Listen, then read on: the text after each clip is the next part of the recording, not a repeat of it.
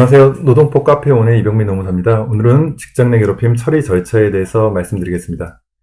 요즘 직장인이라면 한 번쯤은 괴롭힘에 대한 내용을 많이 들어보셨을 겁니다. 괴롭힘 관련한 가장 중요한 이슈는 괴롭힘인지 아닌지에 대한 판단 문제입니다. 이는 피해자 입장에서도 중요하지만 사건을 처음 접하는 인사 담당자의 입장에서는 매우 당황스러운 상황입니다. 19년 7월부터 법이 시행된 이후 오는 10월 14일부터 한층 강화된 법령이 시행될 예정입니다. 이번 시간에는 직장 내 괴롭힘 사건 발생 시 회사, 주로 인사 담당자 입장에서 어떠한 절차로 대응해야 할지를 관련 법령 및 매뉴얼에 근거하여 설명드리겠습니다. 이 화면이 고용노동부에서 발간한 직장 내 괴롭힘 판단 및 예방 대응 매뉴얼에 있는 내용입니다. 전체적인 프로세스를 파악할 수 있는데요. 총 6단계로 구분됩니다. 사건 접수부터 모니터링 단계까지. 이 중에 가장 중요한 단계는 상담 단계라고 볼 수가 있습니다. 신고인이나 피해자의 요구에 따라서 향후의 진행 방향이 달라지기 때문에 상담 시에 피해자의 의사를 정확하게 판단하는 게 매우 중요합니다. 우선 행위자로부터 분리만을 원하는 경우, 조치 A라고 볼 수 있는데요. 이런 경우에는 조사 별도로 실시할 필요 없고 사업주한테 보고해서 적절한 배치 전환을 실시하시면 됩니다. 행위자의 사과 등 당사자 간의 합의를 원하는 경우, 이와 같은 경우에는 약식조사 이후에 사업주한테 보고하고 합의하는 형태로 사건을 종결하시면 됩니다.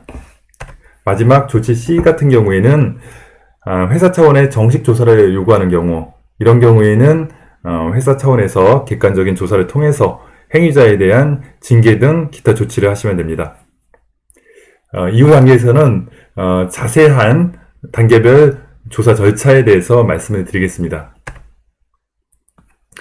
사건 접수에 대한 거는요, 관련 법령에 이렇게 나와 있습니다. 누구든지 직장 내 괴롭힘 발생 사실을 알게 된 경우 그 사실을 사용자에게 신고할 수 있다. 사용자라고 하면 주로 이제 인사 담당자나 부서장 등이 될 수가 있습니다.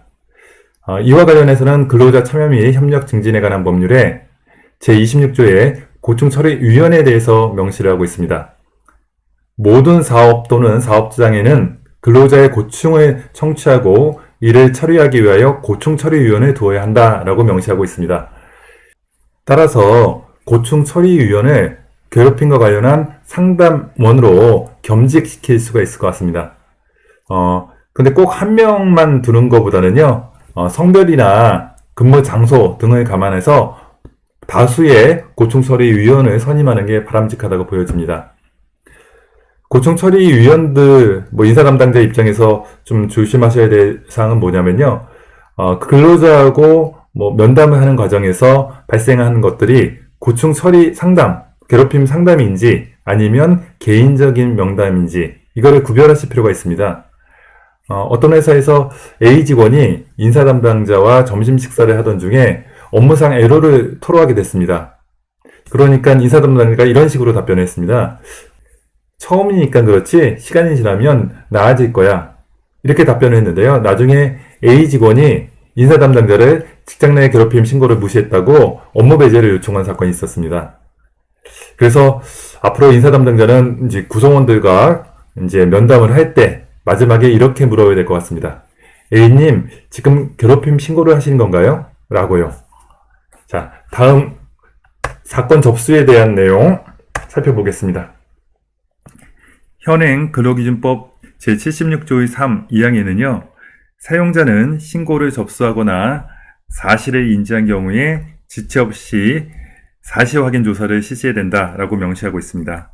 피해자가 신고를 하는 경우뿐만이 아니라 사용자가 여러 가지 정황을 통해 가지고 괴롭힘이 있다라는 사실을 인지한 경우, 이런 경우에도 반드시 조사를 실시해야 됩니다.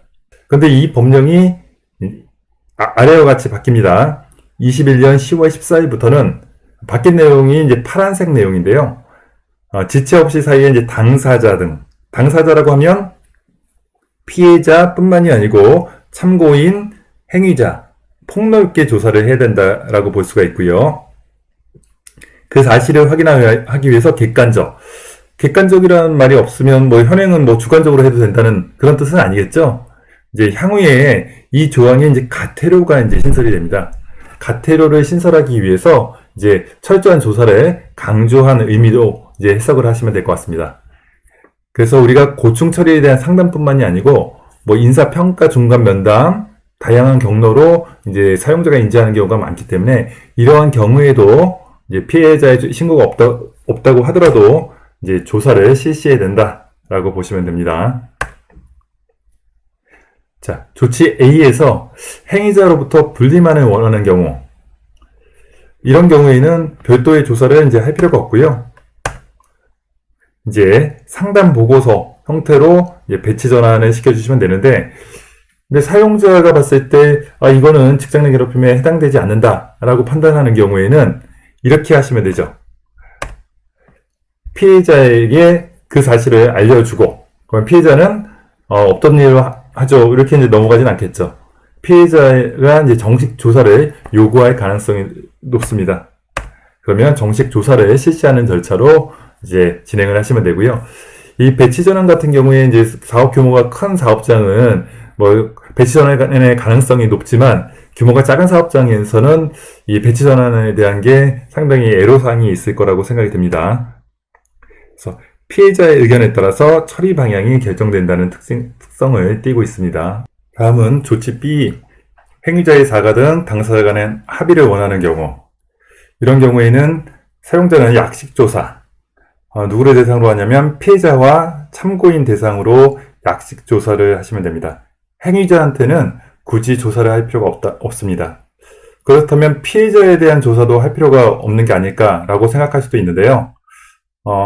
직장 내 괴롭힘이 발생하면 행위자는 문제의 심각성에 대해서 전혀 인지를 못하고 있는 상황이기 때문에 약식 조사를 통해서 문제 상황을 정확하게 설명해 줄 필요가 있습니다. 그래서 약식 조사 결과 직장 내 괴롭힘이 발생했다라고 이제 설명을 해주고 합의를 하실 건지, 만약에 합의를 거부하게 된다면 피해자가 정식 조사를 요구할 거고 이제 정식 조사를 진행하는 절차로 가고요. 합의를 이제 받아들이겠다라고 한다라고 하면 이제 사과 재발 방지에 대한 약속을 하는 형태로 합의를 진행하시면 됩니다. 마지막으로 정식 조사 단계, 회사 차원의 정식 조사를 원하는 경우, 조사를 하는 단계는요, 세 가지를 구분할 수가 있는데, 조사자, 조사위원회, 조사자 플러스 조사위원회. 조사자는 인사 담당자, 고충처리위원 또는 외부 전문가가 진행을 할 수가 있습니다. 혼자 조사하는 경우에는 시간 부족 또는 공정성 문제가 제기될 수 있기 때문에 다수의 위원이 참여하는 조사위원회를 통해 판단하는 게 바람직합니다. 조사위원회는요, 내부위원 2~3명, 외부위원 2~3명, 총 5~6명이 적정한 것 같습니다. 마지막 단계에서 조사자와 조사위원회를 혼용하는 방식인데요. 조사위원회는 임시적인 기구이기 때문에 위원 간 역할 배분이라든지 일정 조정에 어려움이 있을 수 있습니다. 따라서 관련자의 인터뷰, 사실관계 조사, 이런 것들은 조사자가 담당하고요. 인사위원회에서는 괴롭힘 여부에 대한 판단만을 담당하는 형태로 이제 혼용해서 하는 방식을 할 수가 있습니다. 조사위원회에서는요, 괴롭힘 여부에 대한 판단 여부만 담당하고 나중에 징계 양정에 대한 내용은 이제 인사위원회에서 결정하는 게 바람직합니다. 대부분의 회사는 조사위원회와 인사위원회 권한에 대해서 자세히 규정을 하지 않은 경우가 많습니다. 어떤 회사는 조사위원회에서 괴롭힘이라고 판단했는데 인사위원회에서는 괴롭힘이 아니라고 판단하거나, 혹은 반대로 괴롭힘이 아니라고 조사위원회에서 판단했는데 인사위원회에서 괴롭힘이라고 판단하는 경우, 이런 경우가 있습니다.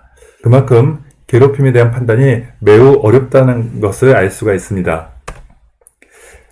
결론적으로 정확한 판단을 위해서는 독립적인 조사위원회를 구성해서 진행하는 게 바람직합니다. 근로기준법 제76조의 3항 6호에는요, 사용자는 직장 내 괴롭힘 사실을 신고한 근로자 및 피해 근로자 등에게 해고 그 밖에 불리한 처우를 해서는 안 된다라고 명시하고 있습니다.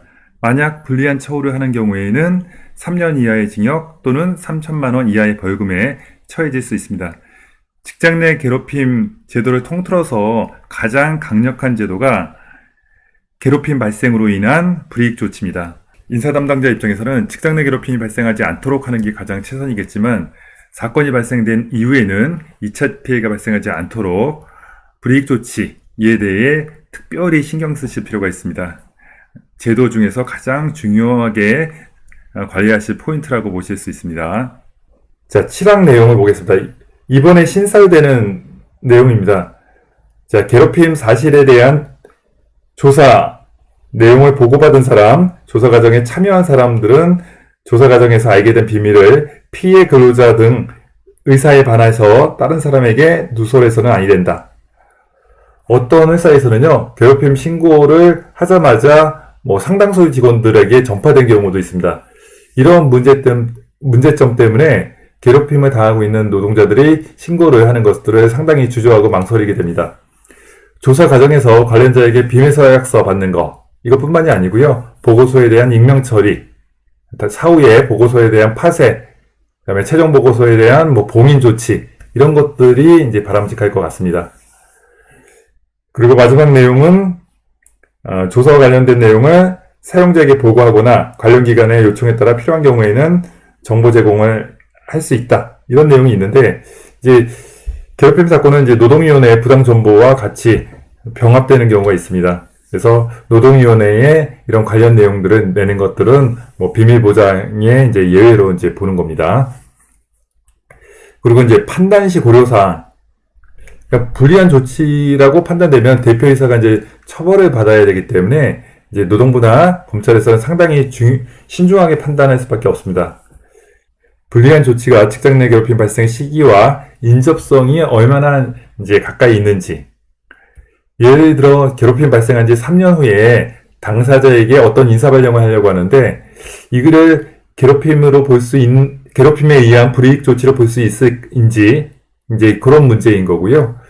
그다음에 종전의 관행이라고 하면 3, 4년마다 순환 배치를 하는 회사가 있습니다. 그러면 관행에 따라서 이렇게 정보 발령을 한 거, 이런 것들을 괴롭힘에 대한 불이익이다 라고 주장하는 게 이제 타당한지, 그리고 노동위원회에 구제 신청을 했는데 이게 노동위원회에서 부당 정보라고 판단이 됐는지, 부당 정보라고 판단됐으면 불이익 조치라고 볼 가능성이 더욱 높아지겠죠. 그리고 이번에 개정된 사항 중에 이제 종합적으로 조사와 적정한 조치, 그다음에 비밀 유지에 대한 것들을 위반하게 되면 500만 원 이하의 과태료에 처할 수가 있습니다. 이와 같이 괴롭힘이 발생하면 주변 사람들 모두, 피해자뿐만이 아니고 모두 다 괴로워질 수밖에 없습니다. 인사 담당자들은 괴롭힘은 곧 사고다 라고 인식을 해서 사전 예방에 철저한 관리를 하실 필요가 있습니다. 앞으로 괴롭힘이 없는 건강한 일터가 더 많이 늘어나길 바라며 오늘 내용은 이상으로 마치겠습니다. 감사합니다.